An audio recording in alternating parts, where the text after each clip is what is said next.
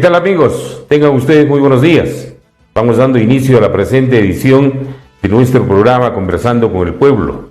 Desde Huaraz, capital de la región Ancash, en el Callejón de Huaylas, la cordillera tropical más alta del mundo, los saluda Guido Duarte Plata Pilar. ¿Qué tal? Muy buenos días. ¿Qué tal, Guido? Muy buenos días y también bienvenido después de 2 semanas largas en las que no hemos podido contar con tu presencia ya nuevamente con nosotros, y estamos listos para poder compartir algunas de los resúmenes de las noticias en el transcurrir de la semana, como también, como ya es característico, nuestro editorial.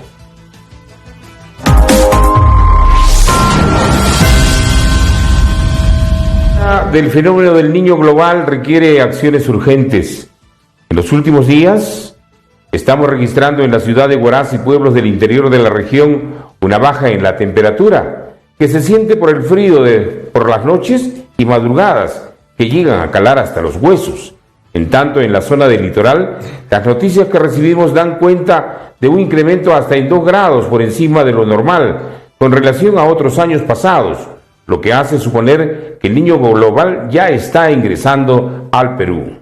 Sobre el particular, el reciente 4 de julio, la Organización Meteorológica Mundial declaró oficialmente que en el Pacífico tropical imperan condiciones características del fenómeno del Niño, que pueden propiciar que se incrementen las temperaturas mundiales y se generen unos patrones meteorológicos y climáticos perjudiciales. Este evento climático, que ocurre periódicamente, ha generado impactos negativos en el Perú en diversos sectores como la agricultura, la pesca, la infraestructura y la salud pública, según información publicada por el Observatorio Nacional de Prospectiva del Centro Nacional de Planeamiento Estratégico, CEPLAN. Ancash es una región altamente vulnerable para la presencia del fenómeno del niño global. Cerca aún están los estragos causados años anteriores y el reciente paso del ciclón Yaku por nuestras costas, en tanto que en el interior se acentúan las lluvias que ocasionan derrumbes, interrumpiendo el paso a localidades alejadas, con el consecuente aislamiento de productos de primera necesidad y la salida oportuna a centros hospitalarios. Recordemos que recientemente, en el primer semestre del 2023, ya se han registrado fuertes inundaciones y aluden en cientos de distritos de la costa norte y sierra del Perú. De acuerdo con el reporte de mayo del Centro de Operaciones de Emergencia Nacional, el fenómeno El Niño ha dejado a su paso muertes, personas damnificadas, viviendas destruidas y carreteras afectadas. Además, ha provocado el aumento de la temperatura y enfermedades como la malaria, cólera, dengue, enfermedades dermatológicas y respiratorias agudas. Respecto a los impactos económicos, el Banco Central de Reserva del Perú estimó que el crecimiento económico del año 2023 se reduciría en 2.6% a 2.2%, siendo los sectores agropecuario y pesquero los más afectados. Sobre el particular, el gobierno central ha emitido normas con el propósito de que las regiones y municipios de todo el país puedan cumplir y estar prevenidos para los posibles daños que pudieran afectar a sus poblaciones. Para el efecto, se han asignado las partidas económicas extraordinarias para el cumplimiento de dichas tareas preventivas. Es el caso que en la región Ancash, la mayoría de los 166 distritos con que cuenta la región, según la información de la página amigable del MEF, se desprende que muchos de ellos ni siquiera han tocado los 100.000 nuevos soles que se transfirieron en sus cuentas para generar planes preventivos de mitigación de posibles desastres, lo que muestra la inoperancia e ineptitud de sus autoridades. Cabe recordarles que el no manejo oportuno de estos fondos, así como el mal uso que pudieran darse, serán sancionados de conformidad a las normas establecidas recientemente para el efecto, donde la Contraloría General de la República estará vigilante para la sanción que corresponda. Esto, desde luego, es nuestro punto de vista. ¿Y usted qué opina? Así es, finalizamos entonces con este segmento para luego también compartir el siguiente segmento.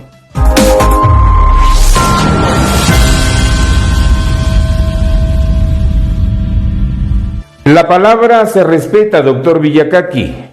El pasado 3 de julio nuestra producción cruzó carta 015-2023 dirigida al doctor Hernán Villacaqui Rojas en su condición de gerente de desarrollo social del gobierno regional para una entrevista diálogo con nuestros conductores a la que mediante comunicación vía WhatsApp dirigido a la colega Pilar Sánchez aceptó la invitación al programa que se grabaría el día 6 de julio en el horario de 8 a 9 de la noche.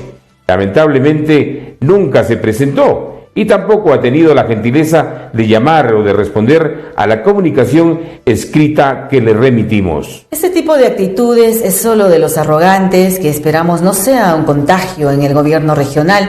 De lo contrario, vendrán días negros para la prensa, aun cuando hay quienes, como guaripoleros o guaripoleras, están prestos a la alabanza, cuando de lo que se trata es hacer notar las acciones que marquen en el verdadero cambio que la población cifró en esperanzas en este gobierno regional, ya que en los últimos años hemos estado gobernados por fuerzas del mal, que lo único que hicieron fue embolsillarse los recursos de todos los ancachinos con la complacencia de jueces y fiscales que hasta la fecha no pueden dictaminar procesos que guardan en la refrigeradora. No somos rencorosos, pero es bueno poner los puntos sobre las íes y recordar que los funcionarios públicos están en la obligación de atender a la prensa, porque es el medio por el cual pueden llegar al mayor número de la población y se entere o informe del accionar que les compete realizar durante el ejercicio de su función. De manera que esperamos su respuesta indicando el día de su disponibilidad para poder entablar diálogo de cara al pueblo. No existen muestras claras de lucha contra la corrupción por parte del Poder Judicial y el Ministerio Público. La corrupción, al parecer, se ha institucionalizado en la región Ancash y no podemos quitarnos esta maldición por la que atraviesa nuestro pueblo desde hace ya más de 15 años, desde que la gestión del gobierno regional fuera capturada por funcionarios perversos que lo único que buscaron fue enriquecerse a costas del pueblo. De ahí que el de 2004 al 2022 por las arcas del gobierno regional y las municipalidades de toda la región, tan solo por el concepto de canon y sobrecanon minero, se hayan birlado más de 18.000 millones de soles, dinero suficiente para ubicarnos en un nivel mucho más competitivo en relación a las otras regiones del país. Lo indignante de todo esto es la pasividad de las autoridades judiciales y fiscales, así como de la Procuraduría Pública, de encontrar justicia para el pueblo y meter a la cárcel a tanto corrupto se hizo de los recursos de todos los ancachinos. En días pasados veía al fiscal superior decano, ante las interrogantes de la prensa sobre la celeridad de los procesos, decir que su problema era la carencia de peritos contables e ingenieriles para que desarrollen los exámenes correspondientes. Creemos que esto no debe ser una limitante para la celeridad de los procesos. Para ello deben buscarse todas las alternativas posibles y finalmente, de no conseguirlo, tenemos entendido que la autoridad fiscal y judicial es el perito supremo en todo. Plantear este tipo de necesidades sin buscar alternativas lo único que hace es que el tiempo se dilate y se genere la impunidad de los procesos existentes desde hace mucho tiempo en los escritorios y no ser dictaminados para sancionar a quienes infringieron la ley en perjuicio de una población de más de 1.200.000 ancachinos. No olvidemos que la corrupción burocrática personificada principalmente en la forma de sobornos y favorecimientos en la asignación de contratos y puestos públicos tiende a concentrarse en funciones públicas que generan alguna actividad rentista, es decir, donde existe la posibilidad de generar una renta u otro beneficio directo o indirecto al burócrata. Por ejemplo, en la decisión de contratar o imponer determinada regulación o sanción u otorgar una licencia o un permiso, pero donde también la visibilidad de un elemento importante en tanto marca la condición del entorno en la que se toma la decisión económica de participar en un acto corrupto, estudios y ejecución de las obras públicas. Algunas veces los funcionarios se rodean de gente que les cubre en las espaldas, se sacrifican para que el líder pueda robar y a la población las distraen con reuniones de compromiso a sabiendas que por ellos no va el camino del desarrollo, pero sí generan un ambiente propicio para la corrupción. Mientras menos perceptible sea el acto para la ciudadanía, periodistas de investigación, órganos fiscalizadores u otros que por su condición estarán menos sujetas a controles, como es el caso de los alcaldes de los centros poblados de la región, a quienes se les ha vendido ilusiones. La ejecución del Hospital Ramos Guardia de Huaraz debe ser obra clara, precisa y sin vicios que den paso a la corrupción. Por más de 10 años la población de Huaraz está en el vaivén de las decisiones, las mismas que no pueden consensuar un proyecto para satisfacer las demandas de salud de la población de Huaraz y de cerca de 600.000 ancachinos, por ser el más importante centro de referencia de la zona sierra de Ancash. Lo último que se conoce es el informe de orientación de oficio presentado precisamente con un oficio del 11.814 del 2023 de la Contraloría, fechado el 28 de junio del presente año. Este informe concluye con advertir la existencia de 4 situaciones adversas que afectan o podrían afectar la continuidad del proceso, el resultado o el logro de los objetivos del proceso en mención, y estos son: el monto de inversión estimado en el estudio de preinversión formulado supera ampliamente los límites de emisión del certificado de inversión pública regional y local, posibilitando que el proyecto no cuente con los recursos necesarios para su financiamiento a través de la modalidad de obras por impuestos.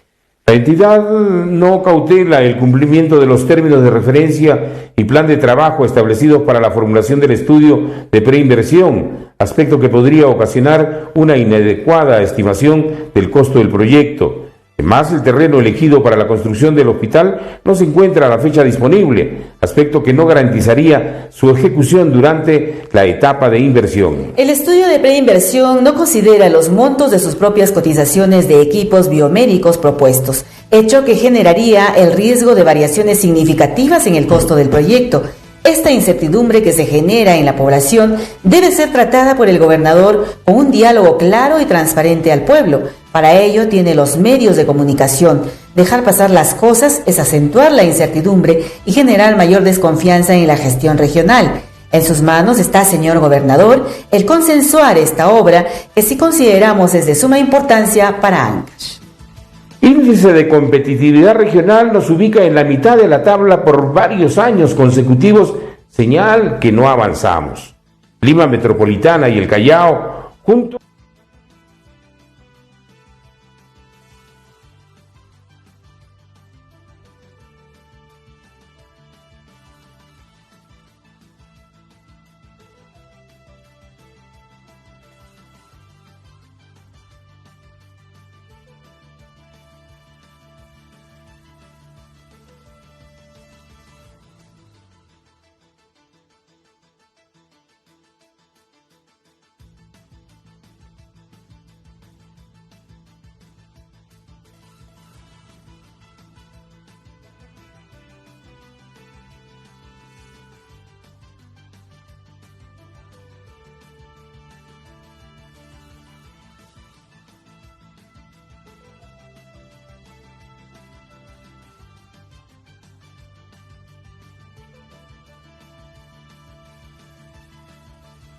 La Dirección Regional de Educación, en estos primeros 6 meses del 2023, no han mostrado ninguna política de mejora de la educación, es decir, casi nada se viene haciendo. En salud, Ancash está un poquito mejor que en educación. Nos encontramos en el 10º lugar de competitividad, mientras que Lima Metropolitana, el Callao, Tacna y Arequipa están en los primeros lugares, mientras que en la cola se ubican Loreto, Amazonas y Huancavelica. Aquí debe acentuarse el trabajo de la salud en aquellas poblaciones del interior de nuestra región que están abandonadas a su suerte. En tanto, en el entorno económico, Ancash se ubica en el 6º lugar. Los primeros lo registran Moquegua, Lima Metropolitana y el Callao. De ahí que somos hoy en día una de las ciudades más caras del país. ¿O es que usted no se ha dado cuenta cuando concurre a los mercados a comprar los productos de primera necesidad y encuentra los precios por las nubes? Mientras que en los últimos lugares se encuentran Puno, Ucayali y Cajamarca. En lo que respecta al pilar laboral, Ancash ocupa el puesto 14. En los primeros lugares se ubican Lima, Moquegua y Arequipa, lo que nos hace ver la falta de oportunidades de trabajo para la gran población joven que posee la región. No olvidemos que nuestras ciudades, con excepción de aquellas donde se han acentuado la presencia de productos agrícolas de exportación, los demás pueblos de Ancash son ciudades de policías, maestros y empleados públicos. En infraestructura, Ancash se ubica en la mitad de la tabla, siendo las ciudades más competitivas Lima, Tacna y Arequipa, y las que menor competitividad registran son Ucayali, Loreto y Puno. Finalmente, algo que nos llama poderosamente la atención es que en el pilar de instituciones ocupamos el 18º lugar de competitividad, muy cerca de Pasco, Huancavelica y Ayacucho, que están en los últimos lugares. Esto refleja la inacción de nuestras instituciones frente a las grandes necesidades de nuestra población, con un gobierno regional inoperante, municipios que no hacen nada, organismos descentralizados decorativos y congresistas que solo vienen de paseo. Difícilmente podremos recuperar esta deficiencia. Se puede apreciar que la distribución espacial del presupuesto del 2023 obedece más a las peticiones de quienes, como consejeros del pasado, tuvieron que ver con la elaboración del presupuesto y que la visión de futuro, que es el norte que debe seguirse para ser una región que obedezca a patrones de esfuerzo conjunto de su población, acorde a la cantidad de recursos recibidos por el canon minero. La distribución del presupuesto del presente año nos muestra claramente la falta de un criterio integrador de quienes nos gobernaron y que la presente gestión, a la falta de análisis y propuestas claras, no han sabido revertir esta deficiencia, lo que muestra un claro desconocimiento de los consejeros, lo que significa la unidad de gestión territorial en el marco de una visión de desarrollo regional. Y si vamos al desagregado, encontraremos proyectos pequeñísimos que en los próximos 50 años nos harán de Ancash una región competitiva. Son tantos los microproyectos que poco a poco iremos disgregando para exigir cuál es la meta que se proponen en cada uno de ellos. Por lo pronto vemos que en muchas provincias hay proyectos de crianza de cuyes. Por lo tanto, quisiéramos saber cuál es la demanda interna y cuánto de ello se puede sacar al mercado nacional, por lo menos. De lo contrario, solo serán proyectos para la fotografía. Lo propio ocurre con el mejoramiento de terrenos de cultivo, donde hay canales a diestra y siniestra, y a la implementación de sistemas de riego tecnificado, pero no se habla de en cuántas hectáreas se ampliará la frontera agrícola. En nuestros subsiguientes programas seguiremos desglosando esta lista de proyectos que a nada conduce, más de 300 el presente año, de los cuales 870 y tantos mil soles han sido distribuidos a las provincias, como si fuera una suerte de repartir dinero. Así estamos. Hemos podido resumir rápidamente cómo está nuestra región en el tema económico, en el tema de educación y de salud.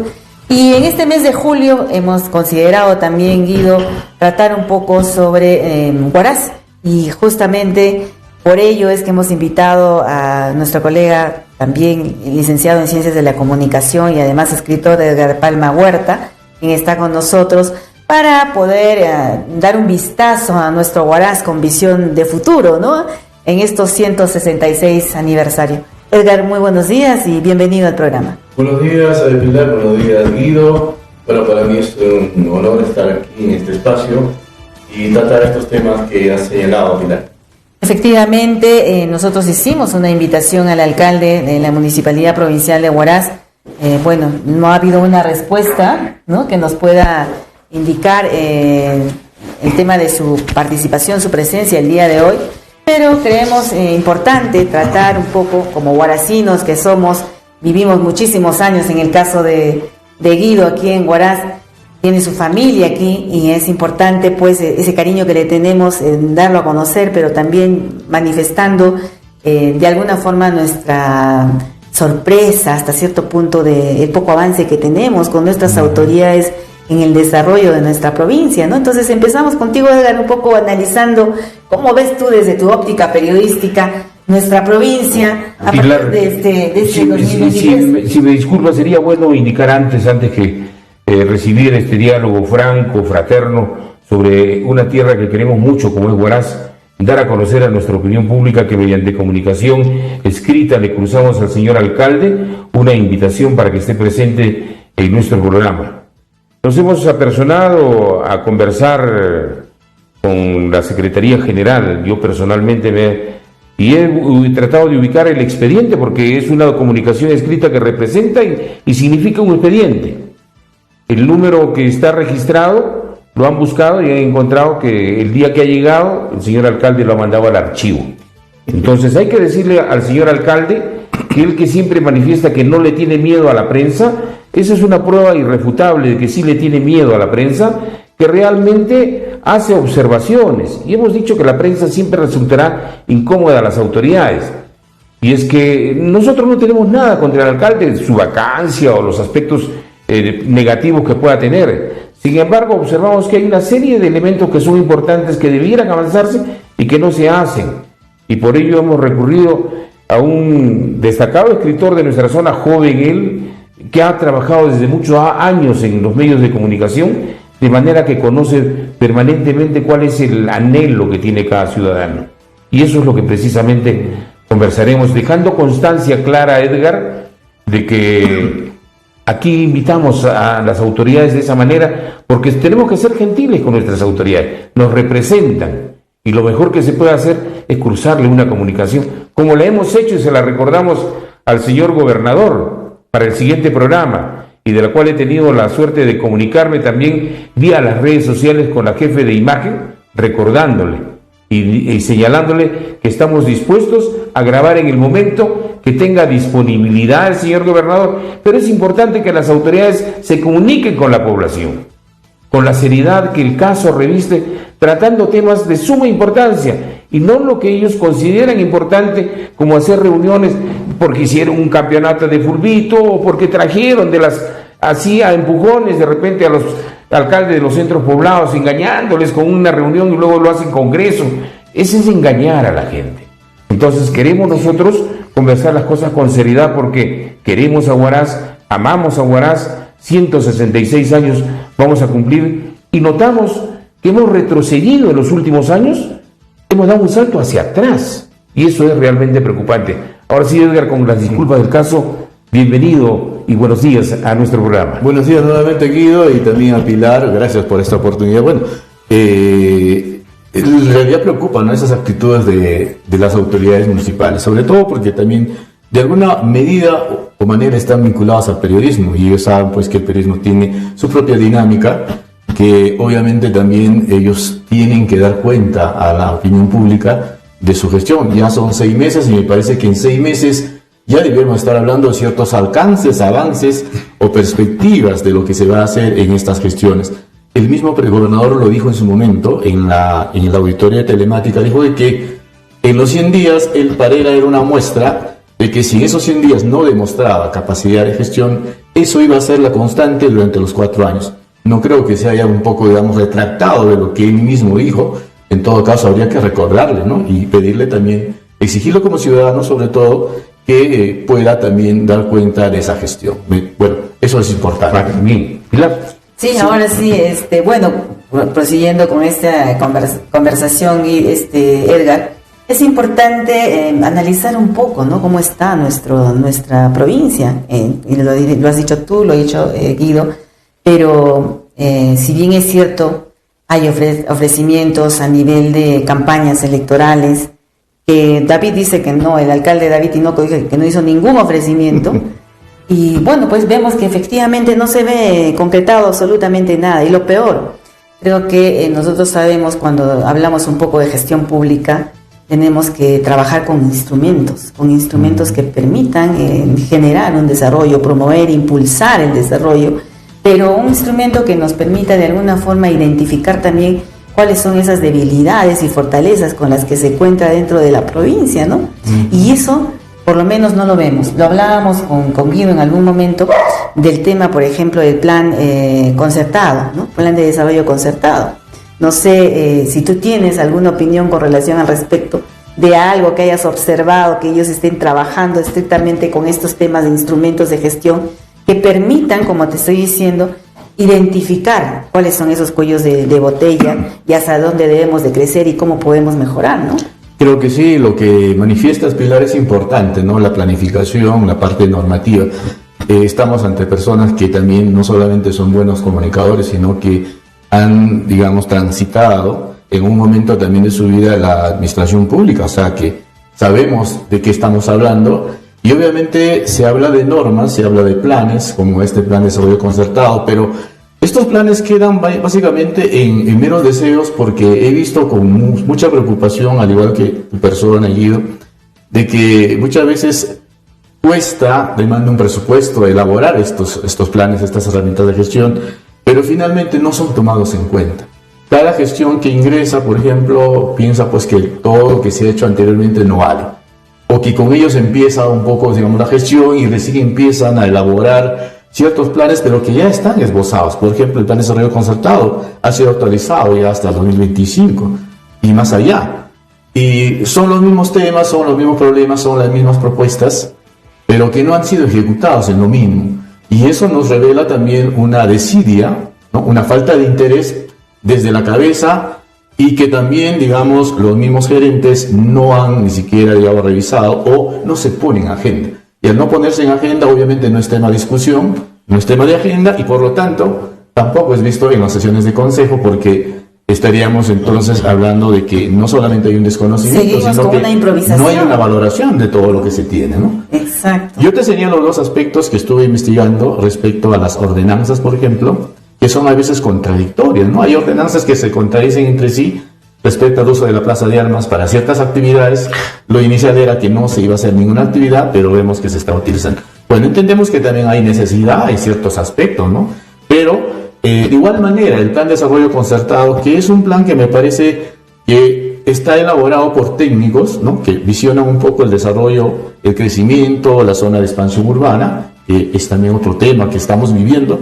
Pero resulta que en ese plan se determina, por ejemplo, que se debe ya de resolver el problema del cementerio. Ese es un aspecto, ¿no?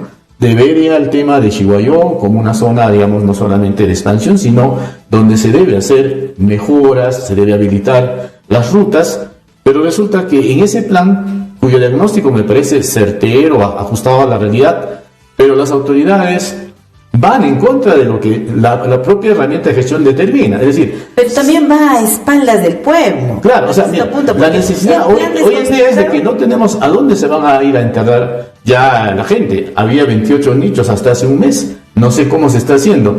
Uno va al cementerio, que es una réplica del crecimiento de la ciudad, totalmente desordenado, sin ninguna, digamos, sin ningún respeto a lo que dicen las calles, las avenidas, las zonas de acceso. Y lo que va a encontrar ahí es algo realmente preocupante. El tema es de que ya se está vulnerando el derecho a la salud pública, porque si se están haciendo los entierros de manera no debida, con las observaciones de salud ambiental y todas, la pregunta es, ¿cómo o con qué perspectiva la autoridad municipal está visionando cómo se va a afrontar el problema que tarde o temprano va a reventar? Sí, y has tocado un tema que es sumamente gravitante y preocupante, porque esto tiende a convertirse en un negocio, porque para unos no hay espacio, para otros sí hay espacio.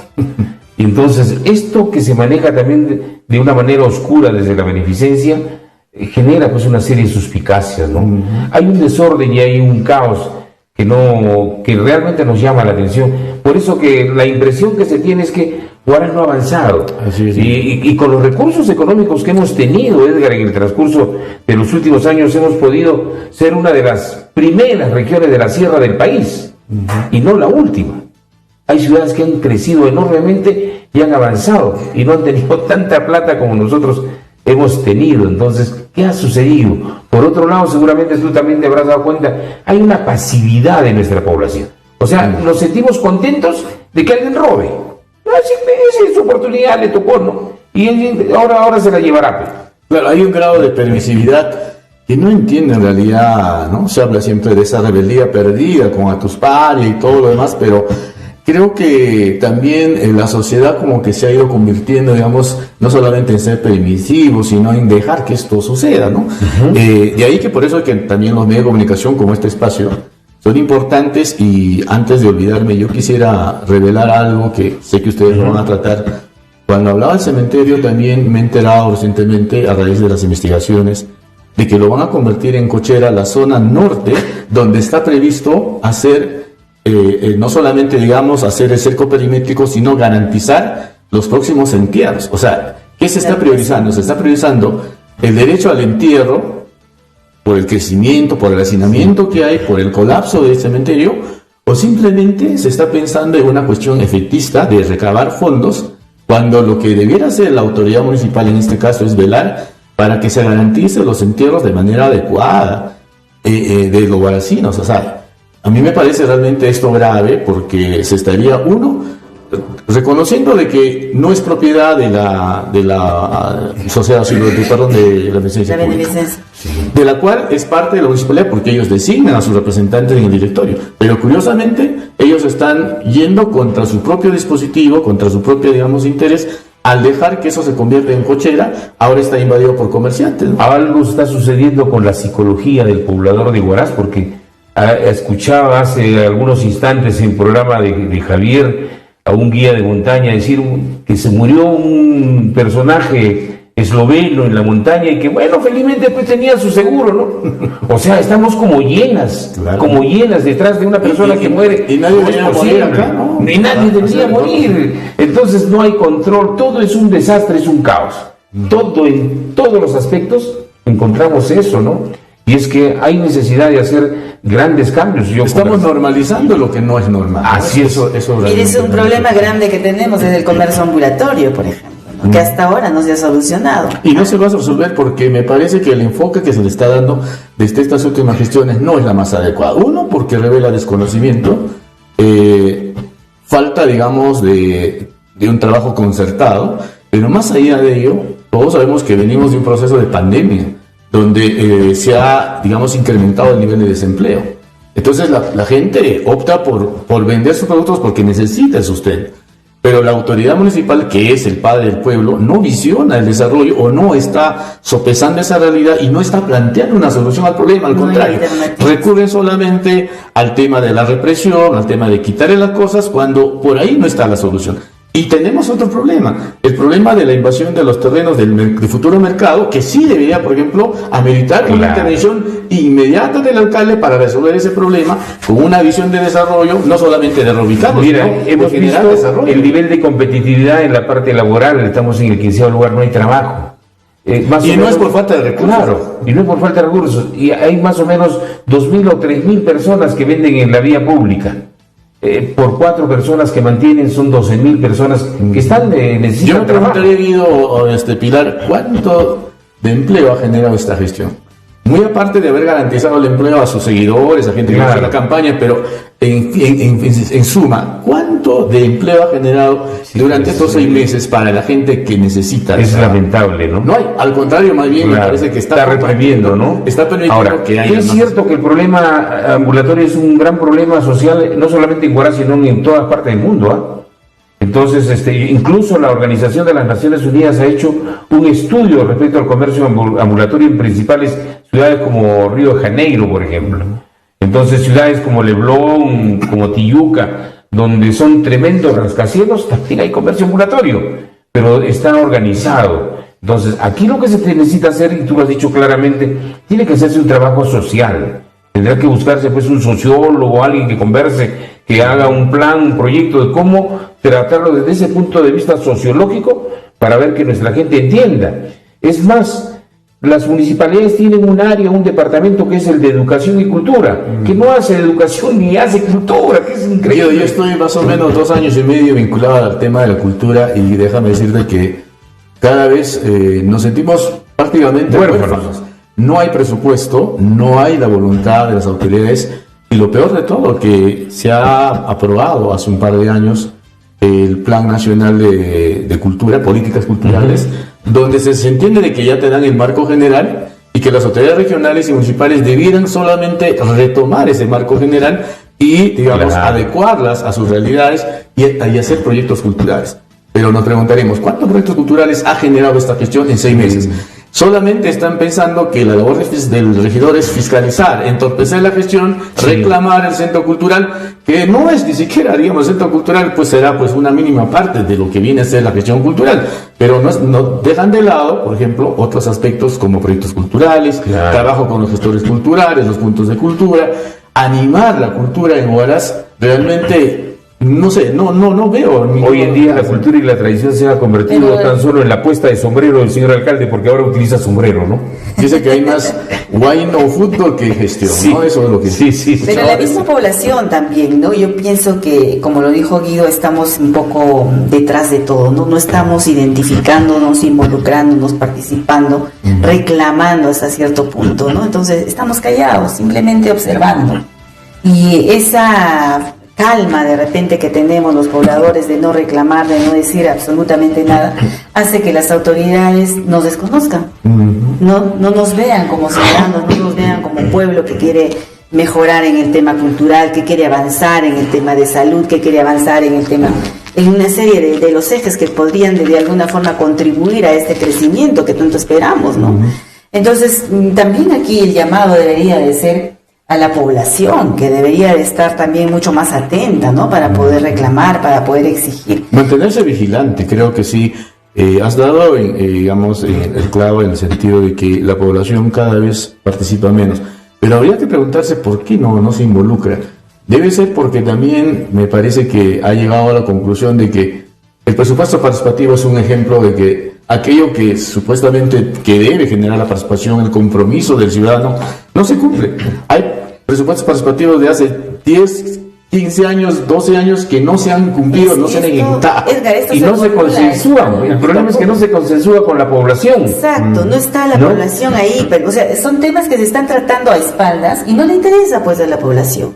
Entonces yo pienso, por eso hablábamos desde un inicio en el plan de desarrollo concertado, de que debería de hacerse participar más a la población. La población debería de estar en la formulación de este documento, de este instrumento tan importante, en la revisión si se quiere, y decir sí, en tal lugar necesitamos esto, por acá necesitamos lo otro.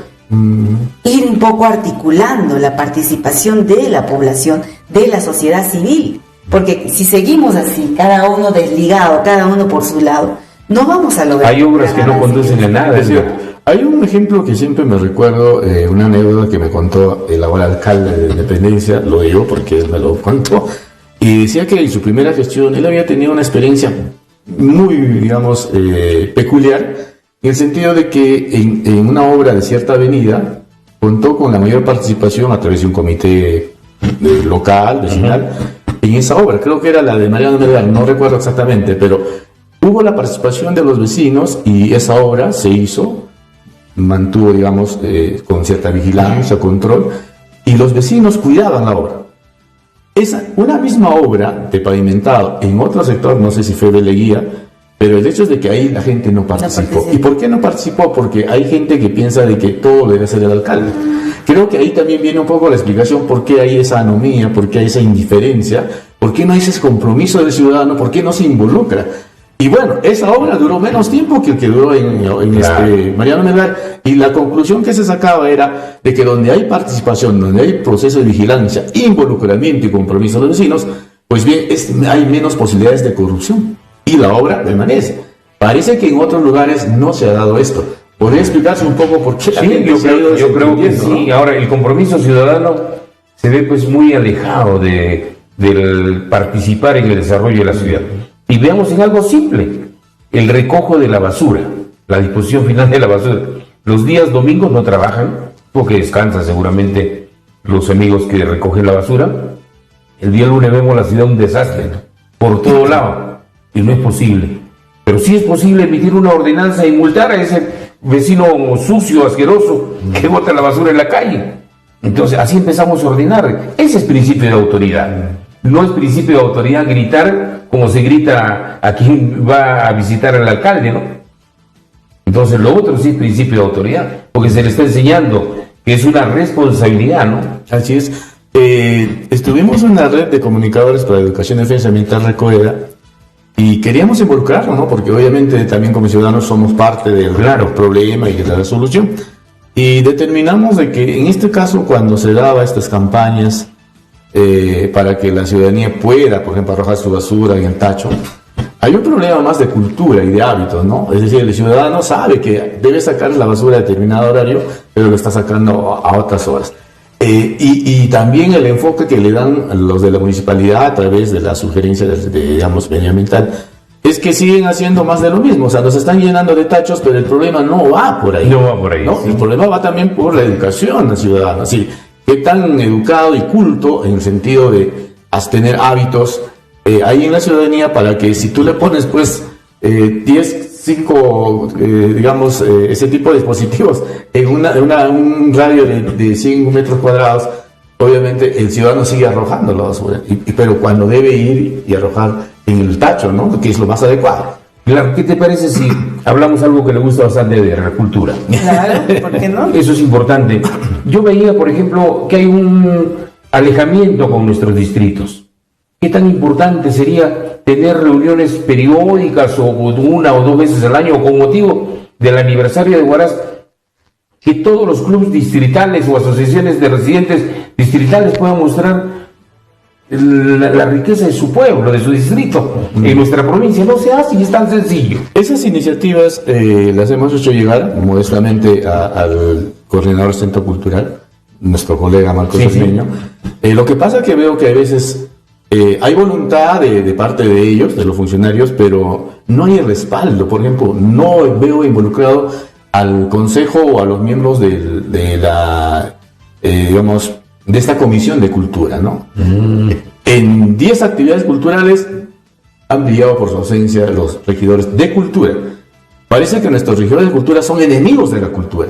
Solamente están viendo que la cultura para ellos es hablar del centro cultural, fiscalizar el centro, porque no está mal, pero se olvidan de la parte normativa, de generar proyectos, de hablar de estos temas. Por ejemplo, la integración provincial. ¿Cómo se puede generar una integración provincial? Tú has dicho una idea y me parece genial.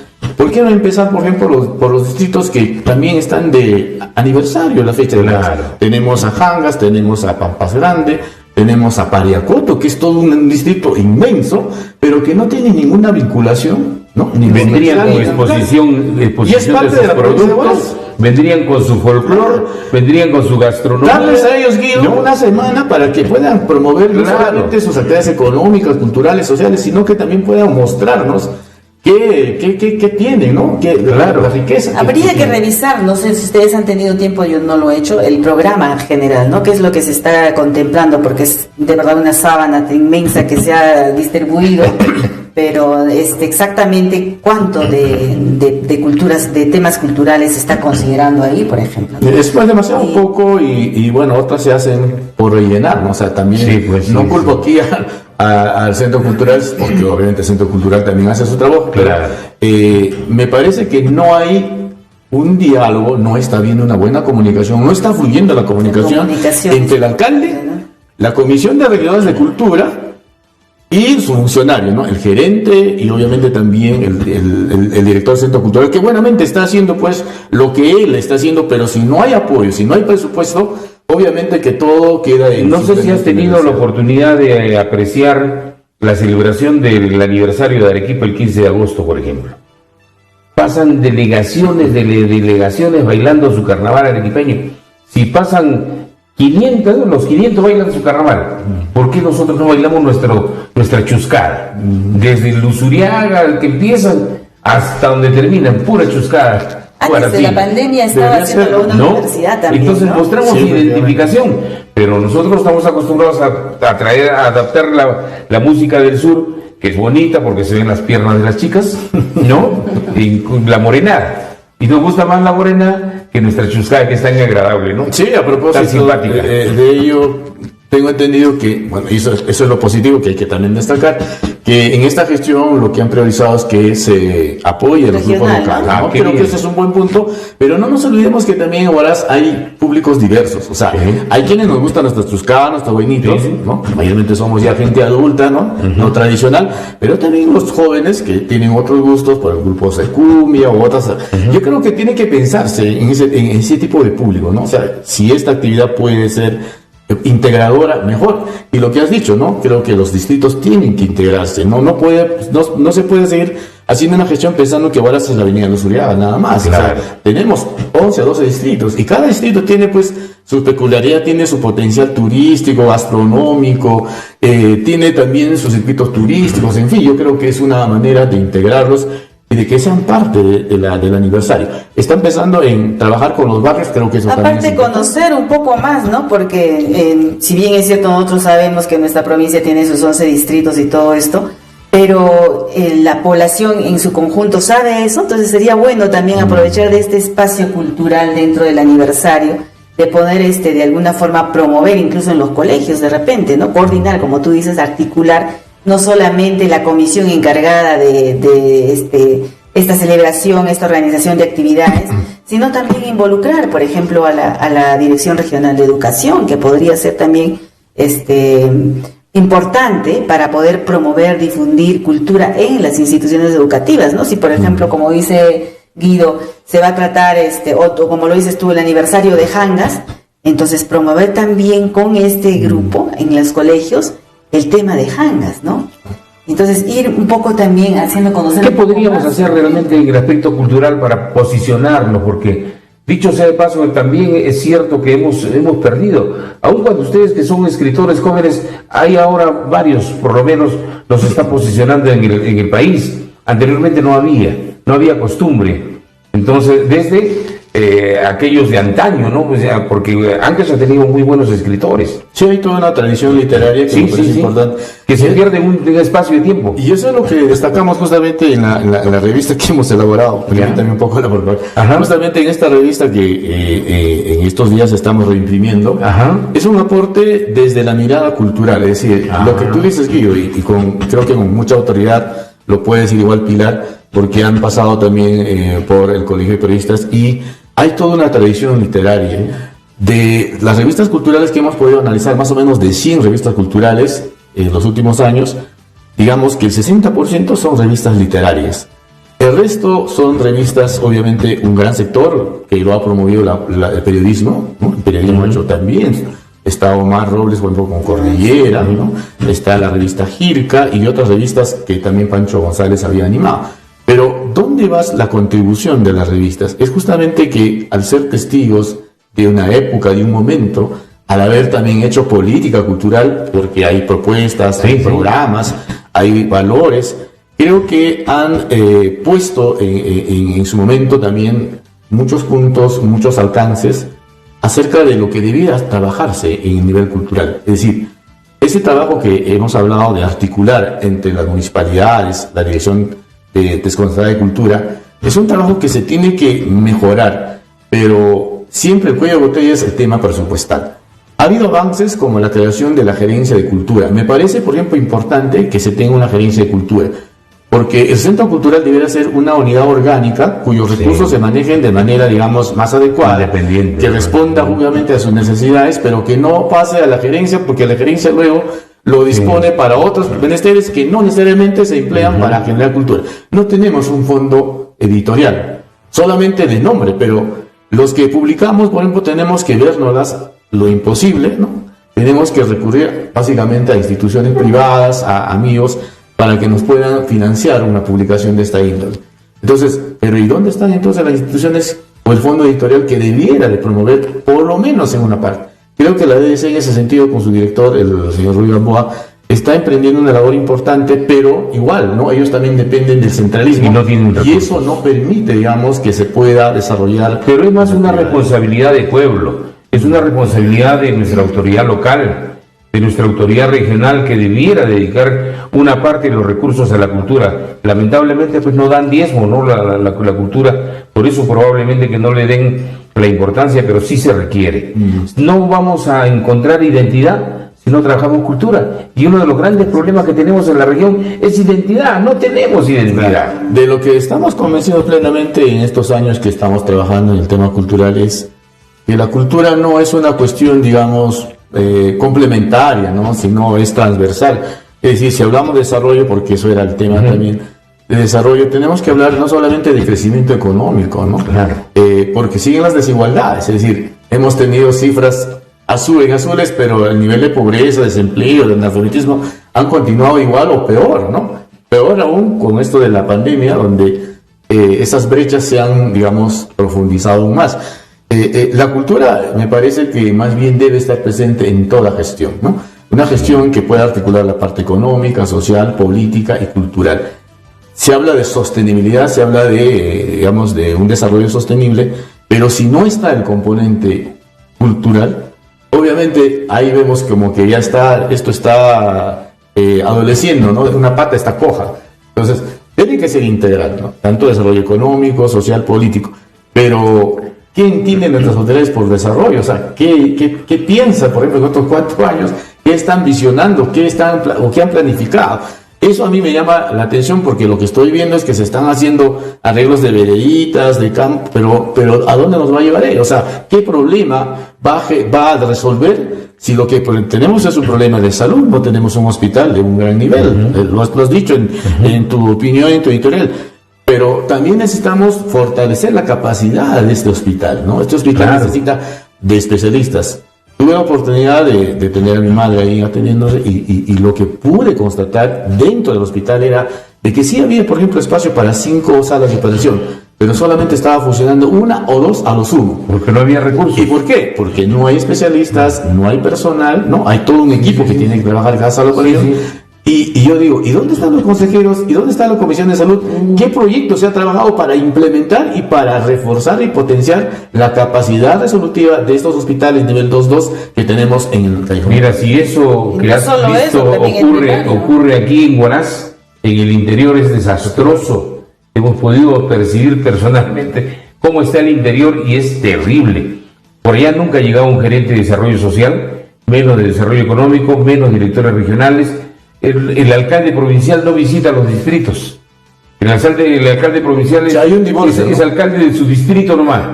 Y hay un divorcio. ¿Por qué? Entonces, ¿cómo es alcalde? Y estas autoridades nos dijeron que iban a trabajar con un solo puño porque eran del mismo grupo político. Pero ya hemos visto que en cosas minúsculas ya han tenido discrepancias, ya no hay ese diálogo o ese trabajo concertado, unánime que iban a hacer. Entonces, ¿qué tan poco ha durado eso de trabajar de manera, digamos, conjunta, no?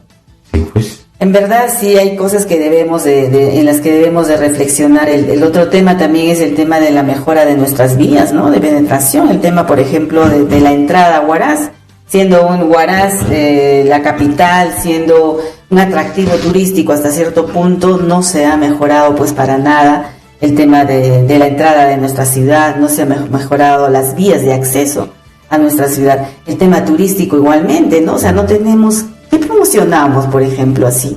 No tenemos nada que promocionar sabiendo o contando con algunos recursos turísticos también con los que podemos de repente vender, ofertar, ¿no? Entonces, hay ciertas debilidades y sería bueno también la mirada tuya, Edgar, desde tu punto de vista no solamente cultural, sino también de comunicador, en el aporte de cómo debemos de mejorar, ¿no? Hacia dónde debemos de ir, porque vías de evitamiento tampoco tenemos, no estamos viendo para dónde vamos a crecer. Ya la ciudad de Huaraz está hacinada completamente, ¿no? Así es. Estuve hace poco por Paria y pude ver de que desde enero las obras están paralizadas. Esa es una carretera, es una vía muy importante y estamos hablando de un circuito turístico dentro de Independencia que podría potenciar no solamente un atractivo, ¿no? Tenemos Vilcabaí, tenemos una serie de lagunas. Pero lo preocupante es por qué es que se ha paralizado la obra. Y hablamos con los ciudadanos, con los vecinos, dicen, lo que pasa es de que la empresa no quiere avanzar porque no le dan el presupuesto. Pero también sabemos la otra debilidad, ¿no? Que se pide adelantos, pero el avance presupuestal no se condice con el avance físico de la obra. O sea, eso también sabemos. Y luego pues esto termina en temas, digamos, de arbitrajes y todo lo demás, que finalmente hacen que se abandone la obra, no se avance y el perjudicado es la población. Y creo que en ese sentido las nuevas autoridades debieran un poco de acelerar el trabajo y sobre todo garantizar que esas obras se van a ejecutar con el presupuesto que ha sido establecido, ¿no? Claro, porque en verdad es importante, por eso lo decíamos desde un inicio, establecer pues más o menos los mecanismos, ¿no? Establecer más o menos las rutas hacia dónde tenemos que ir, cómo tenemos que crecer, cómo tenemos que mejorar. Y sin embargo, vemos pues que todavía eso no está visionado, eso no está determinado, no está establecido. Pero eso está en el plan concertado, ahí señala cuáles son las líneas maestras en las cuales... Simplemente es por escrito, ¿no? Claro. El problema es que van cambiando de funcionarios y no se conciencia en todo el grupo humano. Por eso cada vez que, ni tampoco en la población. La población le preguntamos cuál es la visión de Huaraz, cuál es el sueño del huarazino, no lo sabe. Cuando debiera estar la visión por diferentes sitios, pegada en alto, con grandes letras ahí, ese es nuestro sueño. Por eso decía, el tema de comunicación, sí. ¿Qué nos está faltando, no? Porque tú eres formado justamente en ciencias de la comunicación y además también en el tema de lo que es comunicación para el desarrollo, ¿no? Entonces, con gran preocupación te debo decir, querida Pilar, ya que hablas de comunicación, efectivamente, hubo un tiempo en que en estudio de posgrado hicimos y justamente hicimos un diagnóstico de cómo va el tema de la comunicación en la Municipalidad de Huaraz. Desde estas últimas gestiones hay un gran divorcio, hay una falta de comunicación entre el alcalde, los regidores y los funcionarios. Entonces, si no hay una comunicación, si no hay un liderazgo, en este caso, del alcalde, que sepa dialogar con sus gerentes, con los regidores, ya hemos visto lo de la gestión de Rory, o sea, cómo ha terminado la gestión de Rory, que todavía, digamos, tenía sus bemoles, tenía sus cosas positivas. Pero lo que podíamos finalmente establecer como a modo de diagnóstico era de que esa falta de comunicación muchas veces obedecía al tema muy personal del alcalde. El alcalde era muy egoísta, no escucha. La arrogancia, no escucha, no sabe dialogar, no es tolerante.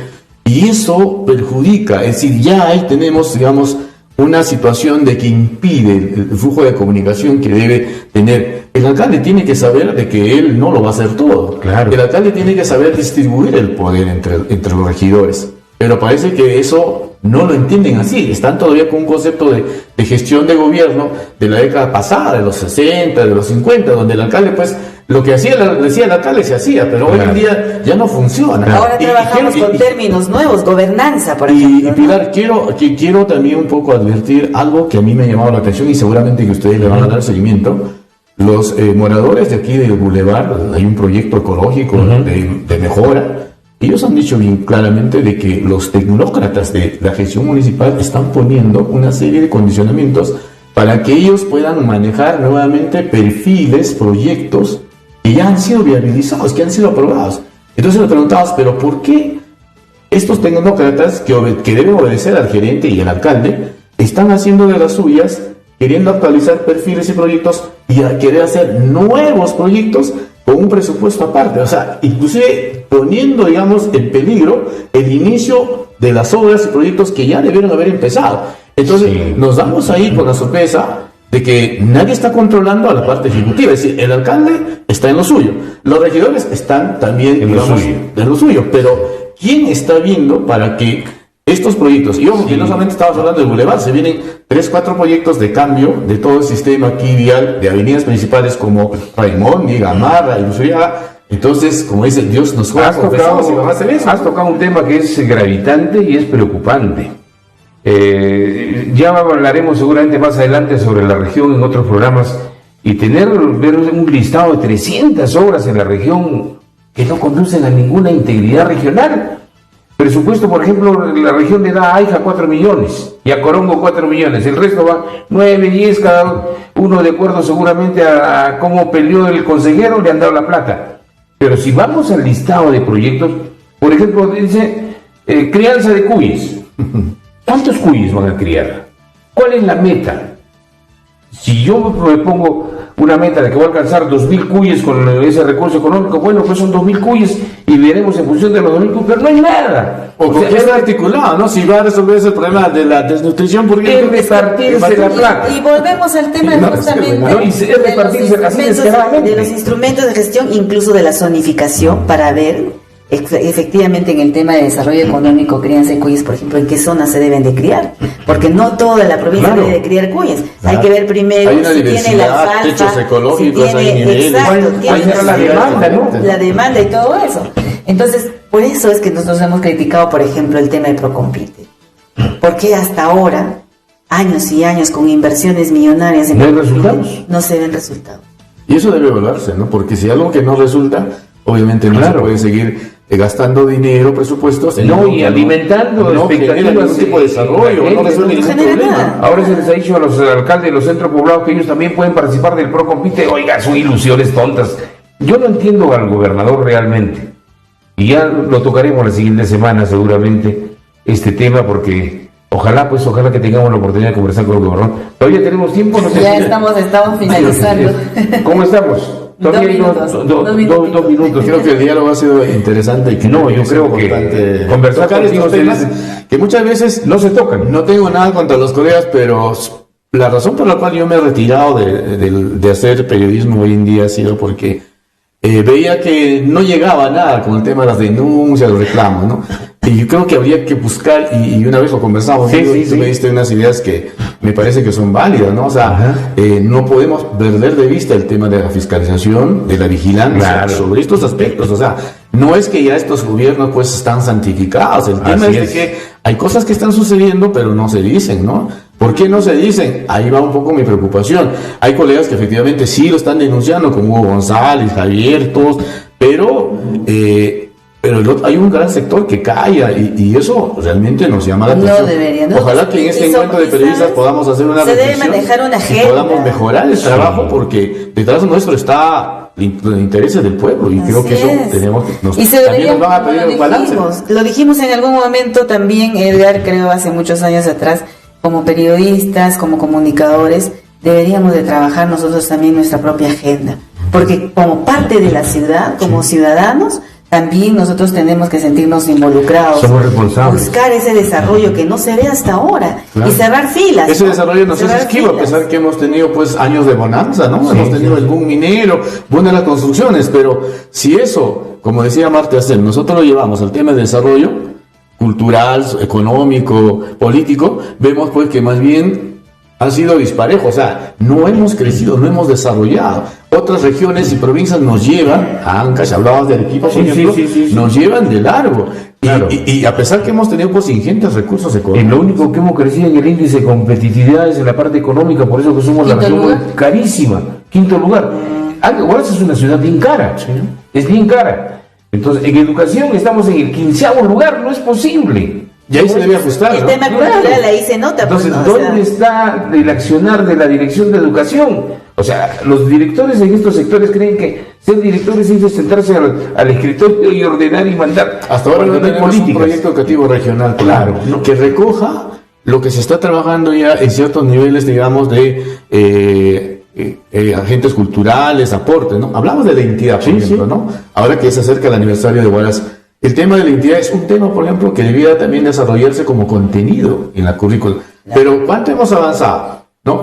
Los especialistas de educación, los llamados especialistas de educación, le dicen, no, sí que vamos a coger este tema y lo vamos a trabajar. Y nunca se hace un trabajo concertado, no hay eventos donde se recoja el aporte de todo lo que ya se está avanzando. Estas publicaciones recientes, ¿no? Hay un evento también de historiadores sobre el cambio de la denominación de Ancash por Huaylas. Entonces, ahí, por ejemplo, debiera estar la universidad, debiera estar el Ministerio de Cultura o la Dirección de Cultura, impulsando esto para ya ir mejorando esos contenidos culturales, mejorar también las metas de cumplimiento, pero no está yendo a la par, ¿no? En la parte educativa y la parte cultural. Y pues llevamos el nombre de un invasor que nos trajo acá y nos impuso Ancash. Efectivamente. Deberíamos de volver a Huaylas, ¿no? Claro. Bien. Bueno, estamos de esta manera llegando también al final de este Conversando con el Pueblo, este espacio que no es tanto un agradable diálogo, una entrevista, sino un diálogo, una conversación amena, que pueda permitir de alguna forma sacar algunas conclusiones de repente, que pueda de alguna forma también sugerir, proponer y lograr lo que buscamos, ¿no? Ese desarrollo, ese anhelado desarrollo que estamos esperando. Edgar, en verdad ha sido gratificante conversar contigo, estar aquí en este estudio hoy y hablar un poco sobre Huaraz. Sí, les agradezco, Guido, como siempre, y también a Pilar, a María del Pilar, y los invito, ya que estamos en el programa sabatino, ¿no?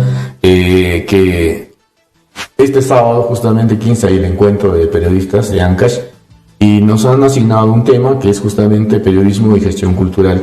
Esperamos estar a la altura y lo poco que hemos experimentado durante estos últimos años, poner, como decía Pancho González, ¿no? Que el periodismo cultural no solamente es algo que informa, sino que también interviene para modificar esa realidad. Y ojalá podamos contribuir con un granito de arena desde el lugar donde estamos para cambiar esta realidad que hemos comentado, que todavía nos es esquiva, ese tan ansiado desarrollo sostenible, integral, en todos los niveles, ¿no? Político, cultural, social, y que Ancash y Huaraz, concretamente como capital, recobre ese sitial que ha ido perdiendo de manera, digamos, progresiva. Allí estaremos porque me han asignado también conversar sobre un poco del periodismo post-sismo de 1970. Así que ahí vamos a estar. Muchas gracias, entonces nos volvemos a encontrar, Dios mediante, el próximo sábado.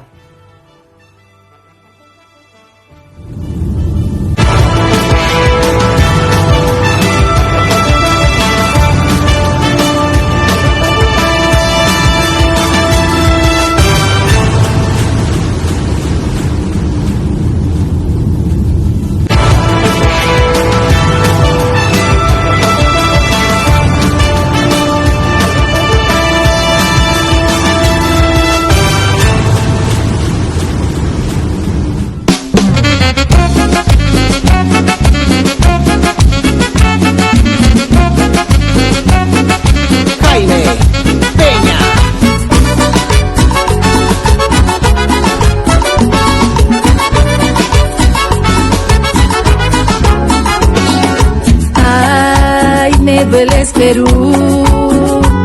Me siento igual que tú.